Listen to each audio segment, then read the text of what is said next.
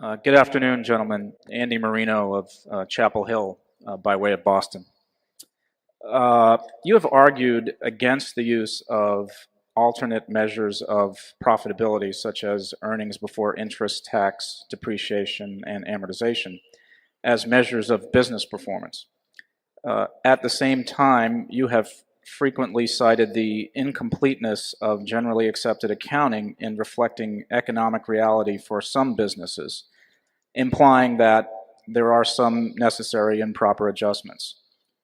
Beyond what you recently described in the annual report as the folly of omitting depreciation, could you elaborate on your thoughts on other pitfalls of alternative financial presentations?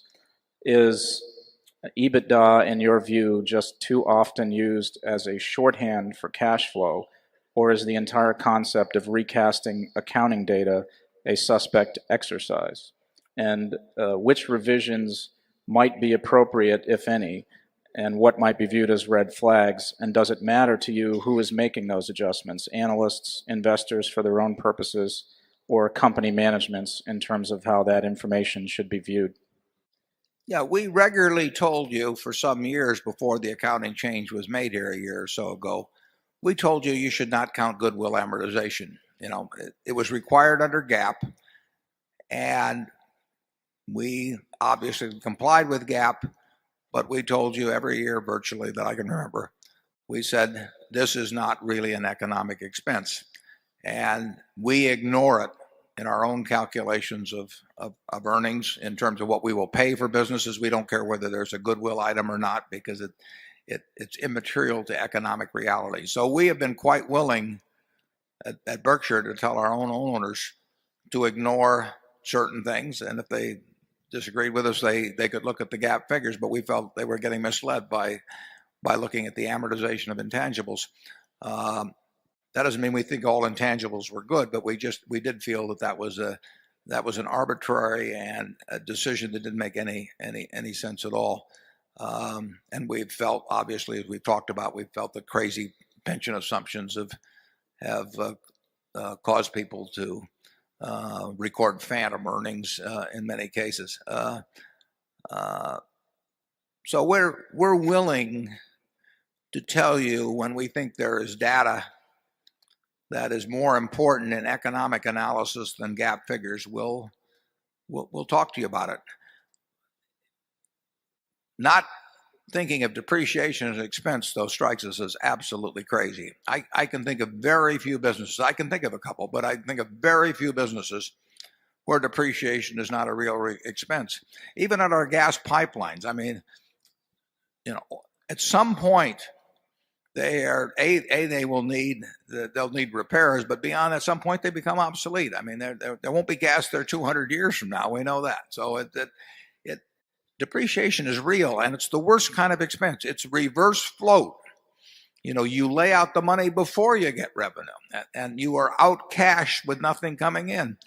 And depreciation, any management that doesn't regard depreciation as expense is living in a dream world. But of course, they're encouraged to do that, by investment bankers who talk to them about Ebitda, and then certain people have built fortunes on misleading investors by convincing them that Ebitda was a big deal. And when we see companies that say, hey, we don't pay any taxes, and because we don't have any earnings for tax purposes, and don't count depreciation and all of that, that's coming, in our view, many times that's coming very close to a flim-flam game. I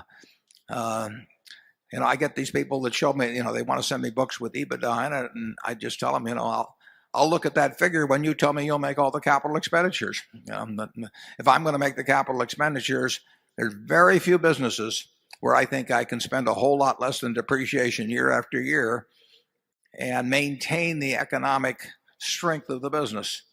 So I think the Ebitda has been a term that has cost a lot of investors a lot of money. You saw it in the telecom field. I mean, the idea that they were spending money so damn fast, they couldn't have it coming in the door fast enough from investors. And then they pretended that depreciation was not a real expense. That's nonsense. I mean, it couldn't be worse. And a generation of investors were sort of brought up to to believe in that. We at Berkshire will spend more than our depreciation this year. We spent more than our depreciation last year. We spent more than our depreciation the year before that. Depreciation is a real expense. It's just as much as the expenditure for lights. It's not a non-cash expense. It's a cash expense. You just spend it first. The cash is gone, and it's a delayed recording of cash expense. How anybody can turn that into something they use as a metric that talks about earnings is beyond me. Charlie? Yeah, I think you would understand any presentation using the word Ebitda if every time you saw that word, you just substituted the phrase bullshit earnings. I knew he'd do it sooner or later, folks. And the man, he made it through the morning, but never all day. And the man asked the question also, it says, what remaining big accounting troubles exist? The real Lollapalooza is pension fund accounting and to some extent post-retirement medical liabilities. Those are horribly understated now in America, and they're very big numbers. I've looked at financial statements, and you've seen them too in the last few months, where companies are recording pension income in the hundreds of millions while at the same time being underfunded in their pension plan in the many billions. And they just aren't facing up to reality at all, and they don't want to because they don't want to take the hit. And they're just, it's the same mentality as stock option expenses, and they are paying people with stock options, but we pay people with cash bonuses. And I suppose, we might, well, it isn't really true, but we might like it if we didn't have to record cash bonuses as an expense. I mean, it's a way we pay people. And you can say, well, why don't you put it in the footnotes and leave it out of the income account like they do with option expenses, which is a form of compensation too. But the answer is that a bunch of people who cared very much about having their stocks float to unreasonable prices, at least in our view, found they could do it a lot easier if they didn't count compensation expenses. And why not put all expenses in footnotes? Just have an item there that says sales, and then have the same figure for net profit, and then just have all the expenses in the footnotes. And people with a straight face, say, well, it's in the footnotes, so therefore everybody knows about it, and we don't have to count it, put it in the income account. It's amazing what people with high IQs will do to rationalize their own pocketbooks. And Charlie has another explanation for why there's been this denial of the reality of option expense in terms of people's ego getting involved with their own records. You want to elaborate on that, Charlie? Don't name names. Well,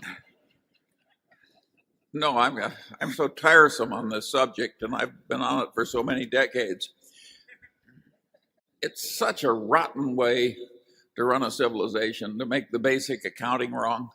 It is very much like making the engineering wrong when you're building a bridge.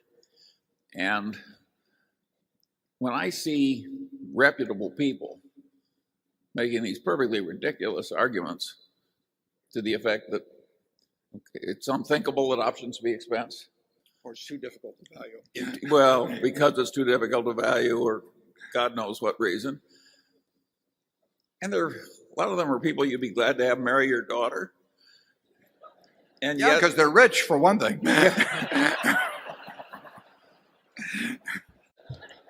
Yet the truth of the matter is they're somewhere between crazy and crooked.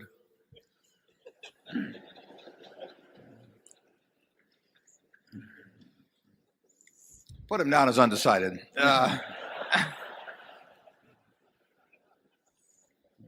It's really astounding. The interesting thing is, of course, now is that the 4 auditing firms left, what they call the final 4 now, and the auditing they have now, and listen, I'm glad they did it too, and I tip my hat to them for doing it, but they've now said that they really do think options are expense. So this is, that it kind of reminds you of what happened during the Reformation, isn't it? When you'd have these places sway back and forward, as they get carried by one argument or the other.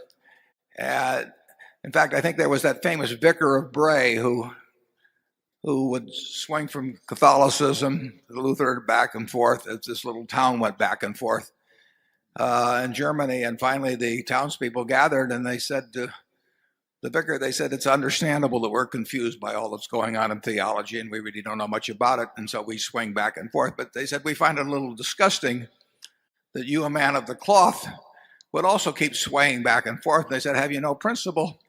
And he said, yes, I have one principle. He says, it's to remain the vicar of Bray. Well,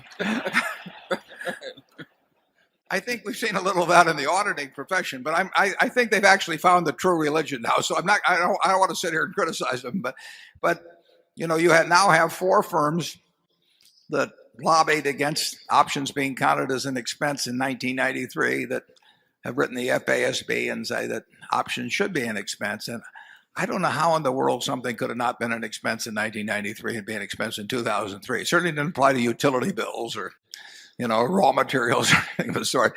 But that's the human condition. Number 2.